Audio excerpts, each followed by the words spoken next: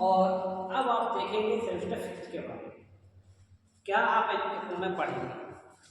पढ़ने से पहले मैं इस यूनिट के बारे में बता दूँ आपको, जो मैं शैक्षिक आकलन के संबंध में असेसमेंट के बारे में बताने की कोशिश कर रहा हूँ।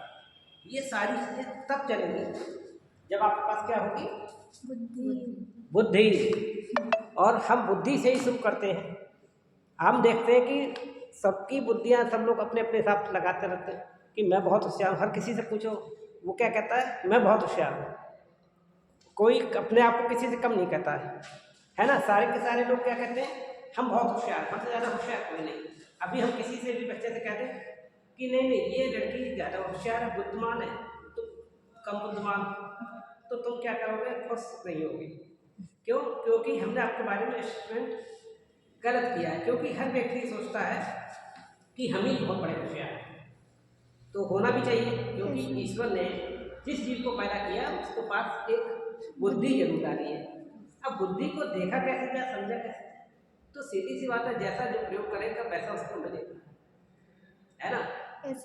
अगर आपके पास एक शीशा है जिसमें आप रोजाना अपना फेस देखते हैं, अगर उस फेस को देखते हुए आप कभी उस शीशे पे सफाई ना करेंगे तो क्या होगा, 2 दिन बाद 3 दिन बाद क्या उस शीशे में आप अपनी शक्ल देख पाएंगे? नहीं देख पाएंगे। ऐसे ही हमारी मानसिक योग्यताएं भी हैं। अगर इन मानसिक योग्यताओं के द्वारा अगर अपनी बुद्धि को, जिसे हम बुद्धि शब्द कहते हैं, इंटेलिजेंस इंग्लिश में बोलते हैं, तो इसको अगर हम रगड़ेंगे नहीं, सफाई नहीं करेंगे, तो हम बुद्धू हो जाएंगे, बुद्धि से बुद्धू हो जाएंगे। ठीक है नहीं? तो इसको कैसे करना है, बुद्धि के दिमाग के खेल में हम लोग कोशिश करते हैं और इसमें हम लोग घुसने की कोशिश करते हैं। और मैंने एक डायग्राम बनाया हुआ है बुद्धि का वर्गीकरण के संबंध में। पहले मैं इससे शुरुआत करता हूँ, क्या चीज़ है ये बुद्धि का वर्गीकरण, क्या है बुद्धि है क्या। तो यहाँ पर एक बताई गई बात वातावरण से समाई है। पहली चीज निकल के आई, बहुत सारे मनोवैज्ञानिक आए और उन्होंने कहा कि भाई बुद्धि को एक तरीके से परिभाषित करना एक शब्दों में इतना आसान नहीं है, तो बुद्धि को कोई देख नहीं पा रहा, केवल महसूस कर सकते हो, किसी के व्यवहार से समझ सकते हो।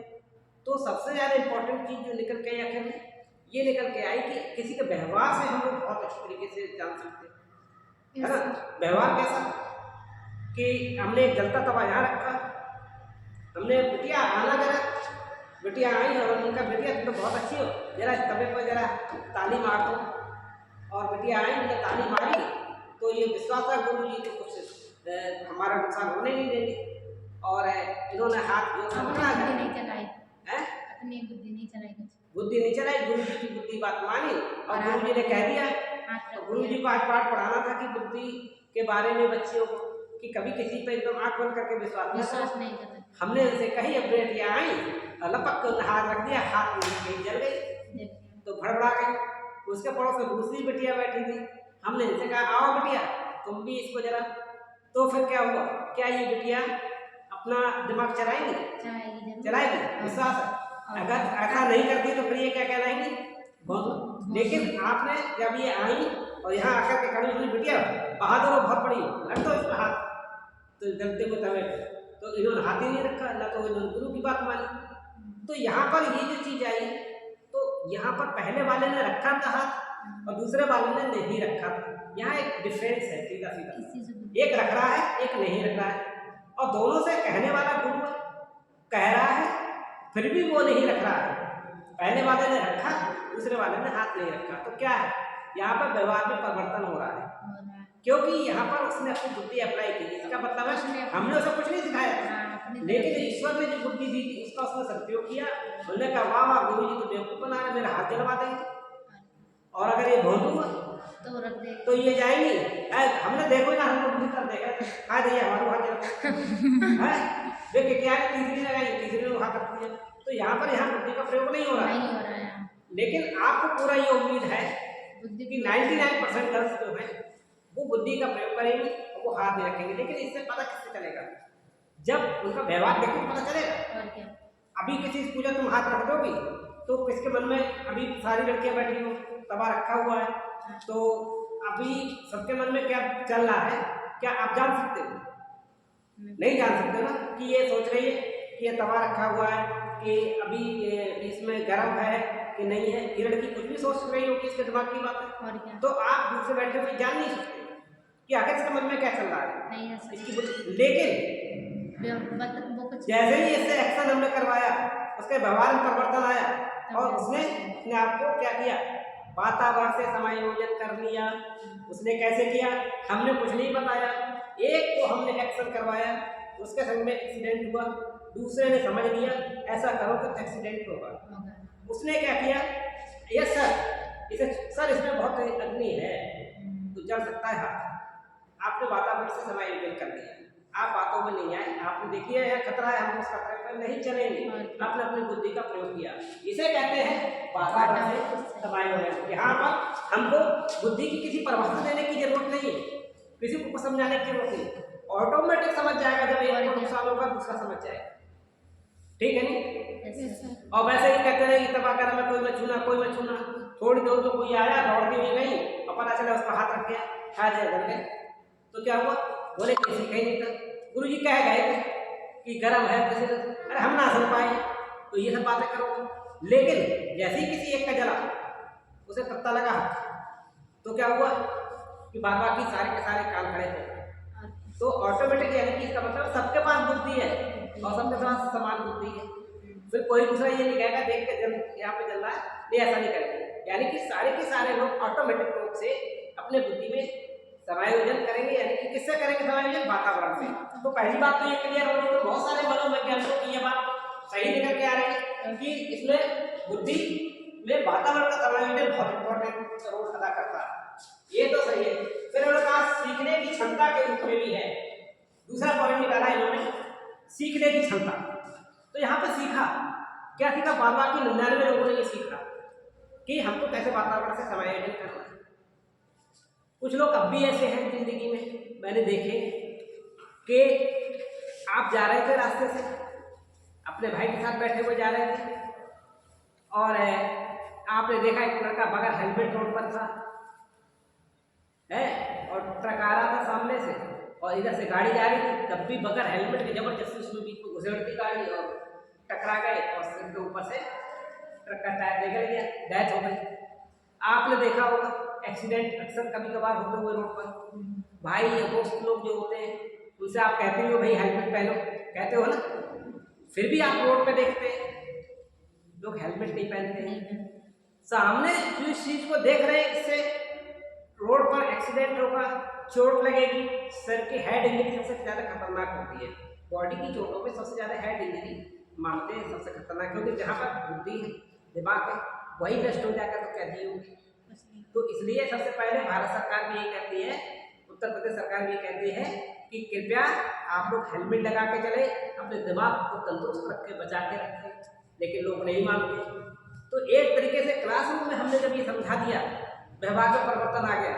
फिर ऐसा क्यों होता है कि बहुत सारे बच्चे हेलमेट नहीं पहनते रोड पर, तो इसका मतलब है जानबूझकर ये बदकारी देते हैं उनको। इस बात का हेयर स्टाइल खराब हो जाएगी ना, हेयर स्टाइल खराब हो जाएगी। बहुत बात कही कि बॉयज के अंदर क्या हो गया है कि वो केवल हेयर स्टाइल अपने बालों को बचाने के लिए इसलिए केवल अपना हेलमेट नहीं पहनते हैं और हीरो बनने की कोशिश करते हैं। लेकिन उनको ध्यान रखना पड़ेगा, क्या ध्यान रखना पड़ेगा, हेलमेट का कोई इंतजार कर रहा है। बहुत सारी जिम्मेदारियां इस देश के लिए भी है।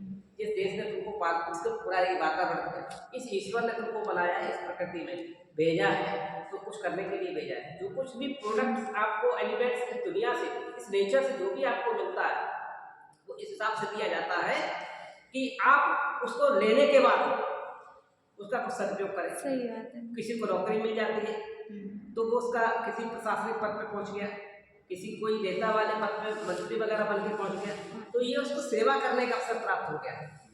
तो यहाँ पर उसको बुद्धि का प्रयोग करना है। बुद्धि का प्रयोग कैसे करना है, यही तो चाहा था।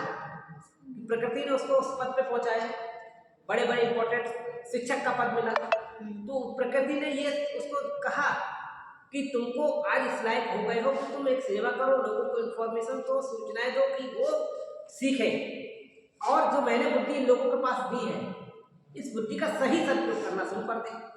तो वो क्या करेंगे, सीखने की क्षमता के रूप में, अगर वो सीखने की क्षमता उनकी नहीं बन रही है, हेलमेट नहीं पहन रहे हैं, तो सबसे पहले हम लोगों को क्या करना चाहिए, बहुत बड़ी बात निकल के आई, बेटी ने कहा कि उनका हेयर स्टाइल खराब हो जाएगा। तो एक बार गार्जियन ऐसी स्थिति आ जाए कि किसी व्यक्ति का उसका बच्चा अपने हाथ से चला जाए, वो ज़्यादा अच्छा है कि उसको टकला कर दो, वो ज़्यादा अच्छा है। टकला कर दो वो ज़्यादा अच्छा तो माता पिता जबरदस्ती पकड़ के सोते हुए उस बंदे की चुपचाप रात में टकला कर देंगे, बात खत्म, अपने हेयर स्टाइल का खेल ही खत्म। सही बात तो अब तो बेटा हेयर स्टाइल हमारा खराब नहीं होगा, अब हेलमेट पहन के जाओ। और अगर हेलमेट पहनोगे तो अगली बार जब आपके बाल बड़े होंगे तो हम सोते पे धीरे से फिर साफ नहीं करेंगे। एक डर पैदा करा दो, बच्चा जिंदा बना रहेगा, हेलमेट पहन के चलेगा।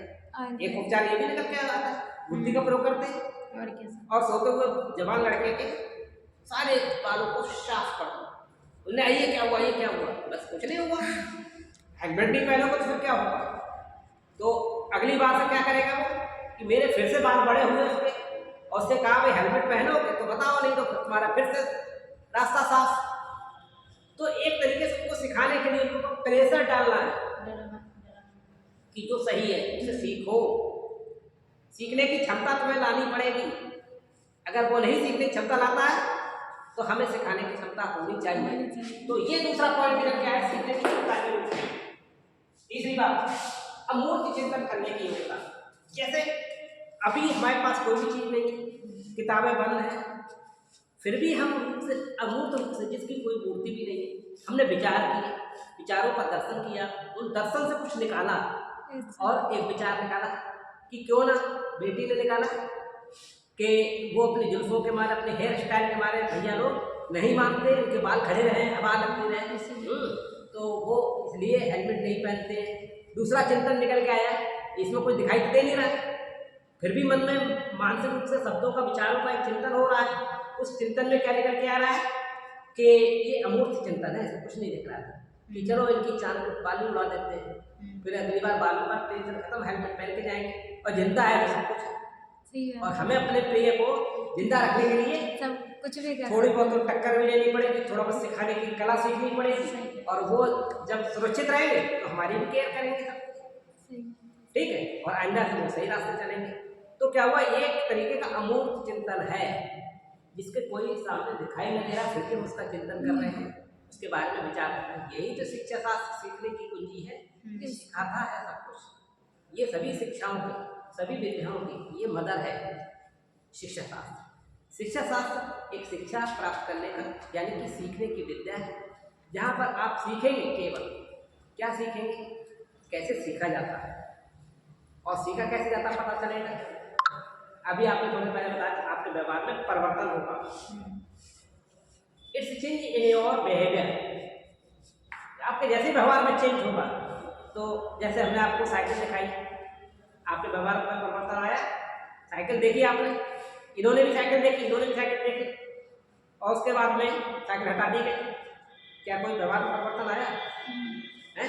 कभी कोई पूछे और कोई चौथा व्यक्ति आए और तुम लोगों को देखे और उसे ये पता चल जाएगा कि इन्होंने साइकिल देखी है नहीं देखी थी, बाहर से कोई आए तो वो जान जाएगा कि साइकिल देखी है नहीं देखी, नहीं समझ पाएगा ना, उसके तो कोई, क्योंकि तुम्हारे व्यवहार में कोई परिवर्तन नहीं है, जैसी तब थी वैसी अब हो, देखा ही तो था।